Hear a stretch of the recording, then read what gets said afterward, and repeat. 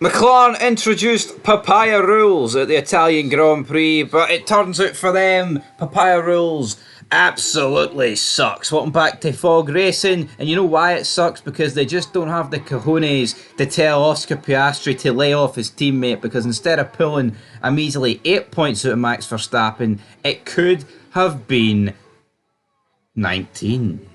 Took you a wee while there to do the maths, It but did. My head's fried. I don't think you got it right. It would have been 19. 26 points and Max got, what, 7? No, actually, I think it would have been 18.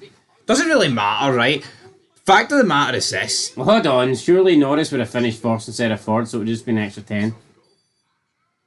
I was factoring in the fastest lap point, but he got that anyway, so that's what was messing me up. But I think McLaren need to realise that Oscar Piastri's feelings are worth less than a world championship. Absolutely. Look, these points could be crucial. I mean, right now, might not seem like the end of the world, but who's to say, come the final race, Verstappen could go into that final race, let's say 27 points ahead, and had this race, played it differently, at least the title fight would be on. Yeah. As for Norris, it is 62 points the gap, but it's like, why not even give him second place at the end? Yeah, I just didn't understand that.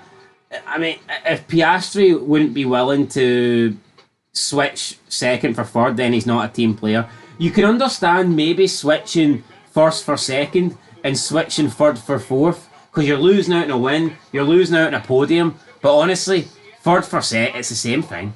Yeah.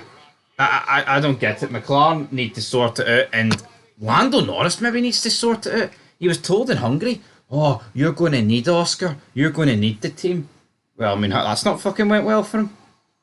No, it's not. No, I tell you what, see Red Bull, they must be counting their lucky stars that McLaren are doing this. Well, yeah, that's more points that Norris has lost. Because he had to let him go. But see, at the end of the day, man, it's not even a case of it's Norris, and people will go British bias, and people, think like that. See, if this was Piastri, McLaren... I'd say the same thing. Yeah, McLaren got to do the same thing. It makes no sense, and they've won how many races? 3 races this season, and I think McLaren's been the best car this season when you break it down. On average, yeah, I think Red Bull started off stronger, but for a long time now, McLaren... Red Bull have had the most dominant car, but McLaren have had the best car for longer. It's weird how this season's played out. Perez making claims that the problems that he's had for the past 2 years are now creeping up on Verstappen. Do you see any truth in that? What, just all of a sudden being shite? Aye, that's what he said. Nah, I'm not buying that. He's not buying that, but I tell you what, 62 points, right? 8 races to go. Can Max Verstappen be caught? Absolutely. And not the problem. If Verstappen's finishing like 6th, 7th every race, Norris doesn't even need to win. Yeah, no, he just needs to keep on the podium. No, but see if Max continues at that and Ferrari keep this resurgence up, Leclerc and Norris can catch him by the end. Yeah, which is absolutely unthinkable. We think it's just a straight title fight, but see if Ferrari has, although with Sainz not being there next year, might be harder for him to play ball. Yeah. But Piastri, we expect him to be at McLaren for years to come. He should be being a team player, man, and he should be allowing Norris the best chance of winning this title. And I tell you what, attacking him into turn 1 like that, forcing him off the track, and allowing Leclerc to get past, that's not the best way of doing that. It wasn't the best way of doing it, but for my opinion, that's McLaren's fault, right? They should clearly have the rules stated out. But Lando Norris, that's what he lacks. He's too much a nice guy. He is too much a nice guy, but I think sometimes in his interviews and post-race, he comes across as an arsehole. It's weird.